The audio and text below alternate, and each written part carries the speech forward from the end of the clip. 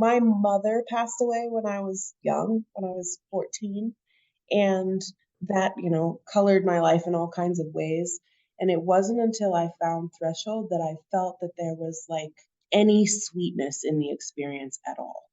Like it actually gave me a way to relate to that experience with a lot more generosity and openness and support, and it gave me the space to kind of process it in a way that I don't think I ever had. And so to know that in my own act of singing, like it could change my relationship with a personal experience of death, it was very clear that being able to offer that could also help support people in that way, that like retroactively it helped me just just kind of the wonder of the experience of dying and the potential in the relationship. Yeah, and that's I think why I got so attached. I was like, we have to keep doing this. This is Lotus Grenier. She's the precipitating force behind a chapter of Threshold Choir known as the Greater Yellowstone Singers. I found out about Threshold Choir when I was living in the Bay Area and totally fell in love with it, joined a choir out there, and then moved back to Montana and just wanted to have a group here. It was something that just felt so resonant that I infiltrated a women's choir to meet women who were singers and like-minded, really with the intention of eventually finding folks that would be interested in starting Threshold with me. There you are, in the splendor of this moment. Here I am with you. This is Death Becomes Her, and I'm your host, LiElla Kelly.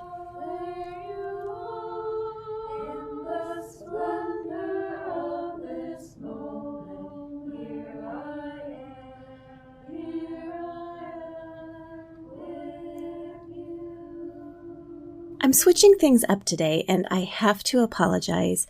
Today's episode is going to blow right through the 5 to 10 minute mark, a mark which you may have noticed I haven't been so great at hitting lately. Sorry about that. With that little piece of business attended to, let's start with a story. In June of 1990, Larry was in a coma.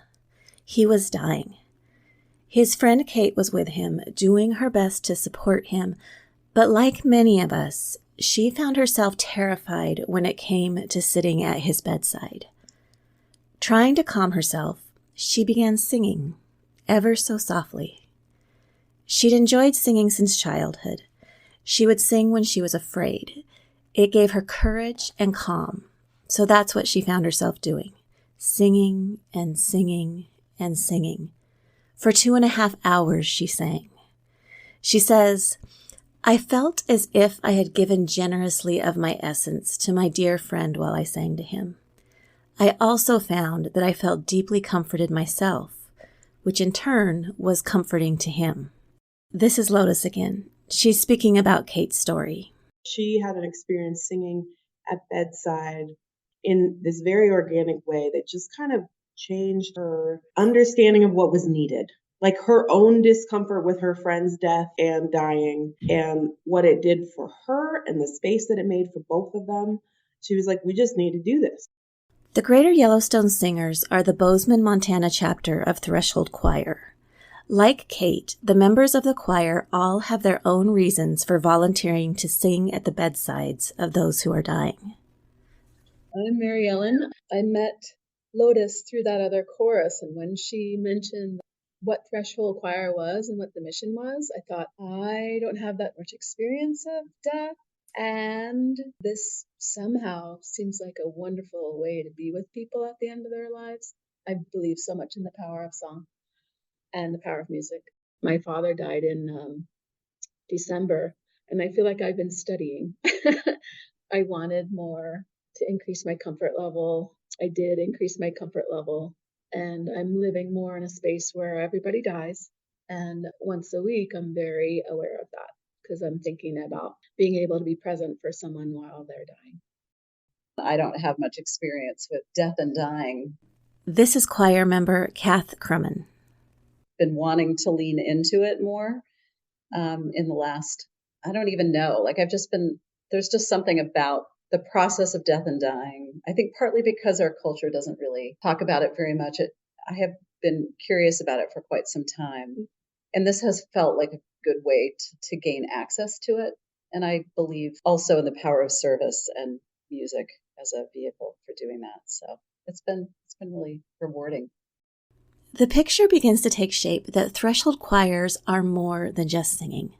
Olga Michael, the song leader of the Greater Yellowstone Singers, says that for her, threshold is singing and a purpose.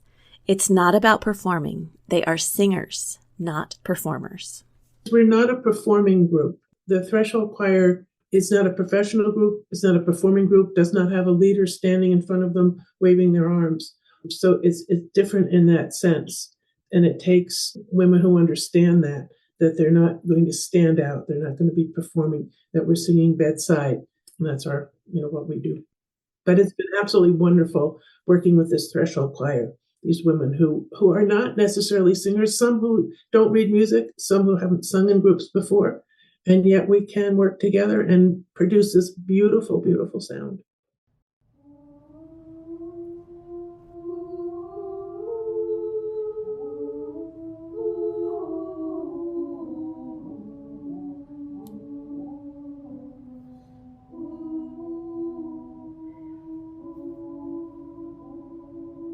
So I know that for me, when I hear the word choir, my default thought is that it's about something religious in nature.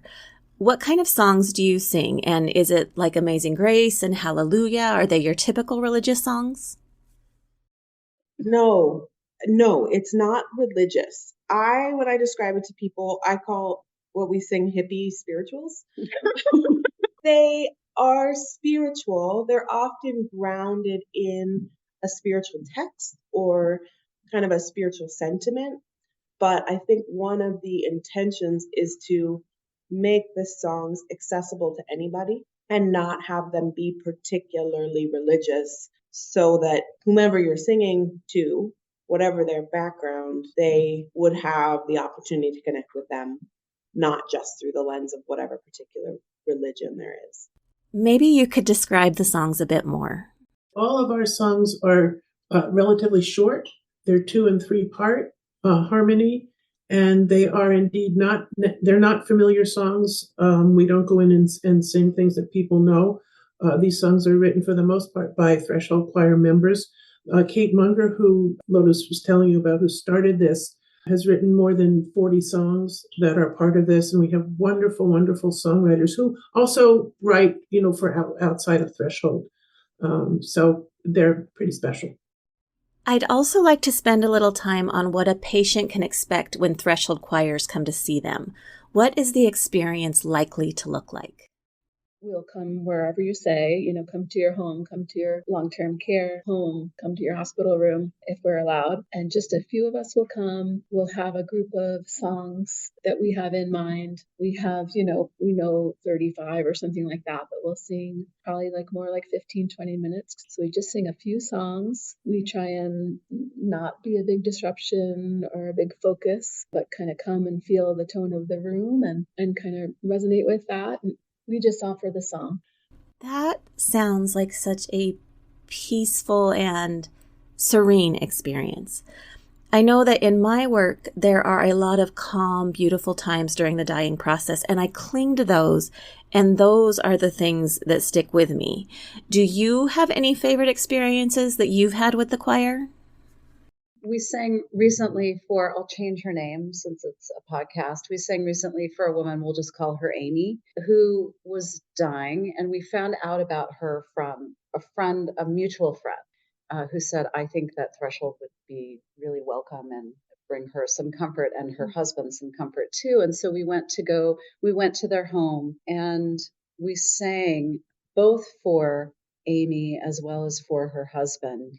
And I love the word sweetness because that's exactly what I experienced there. And I actually don't know them particularly well. And there's something so honoring about being with people at this kind of crossroads that's happening that is such an honor too. Like it's more than just a volunteer opportunity, I guess I want to say. I could feel the heaviness and the lightness that existed for him in the space that we were creating with them, but also with her. And it's crazy to me that she was as close to dying as she was, because she was so present and so engaged with us. And I think it as much is a service to other people as it is to us. Well, one patient we sang for was, I think, one of the first times I had ever sung bedside. He was with a hospice provider with a caseworker that was with him. And he was, I think, somewhat agitated and tired before we came in. And we noticed that he calmed down while we were there and while we were singing. He didn't have his eyes open so much, but he was looking at the caseworker. Yeah. The woman that we sang for most recently was really responsive to us and really engaged. Yeah, just making a lot of eye contact and interested. And we said, is this too much? Would you like this? Do you want us to be done? She said, no, you just keep going. We sang for one person who couldn't move very well, kind of frozen in his hospital bed. And he was alert. He was with us, and his body language told us that he was calming, that he was soothed. I guess, yeah, calmed, soothed, because the music is so peaceful. The harmonies are so beautiful. Yeah, there was one man that we sang for one time, invited into his home, and I think we've spoken a little bit to the space that the music creates for the family and the caregivers. And it was very clear in that situation where his wife, who was kind of his primary caregiver, you could see her just relax in a way that seemed unfamiliar. So I think that just that, holding the space for kind of anything where the people who are usually holding everything together don't have to.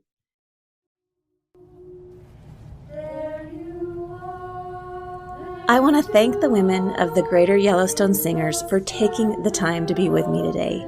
Today we heard samples of There You Are, written by Sue Keel, performed by the Greater Yellowstone Singers. If you would like more information on threshold choirs, to see if there's one in your part of the world, or if you're interested in starting a chapter in your community, the information that you need can be found at thresholdchoir.org. I also want to thank you for bearing with me as I expand my podcast repertoire to interviews. I really do appreciate your patience. And you can find me on Instagram at Leaving Well Death Doula, or you can find my contact details in the outro, which is coming up right now.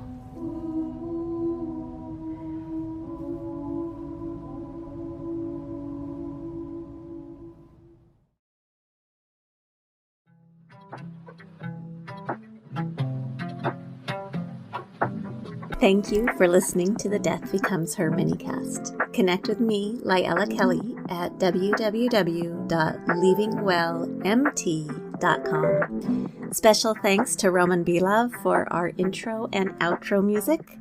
Thank you for tuning in, and remember, talking about death won't kill you.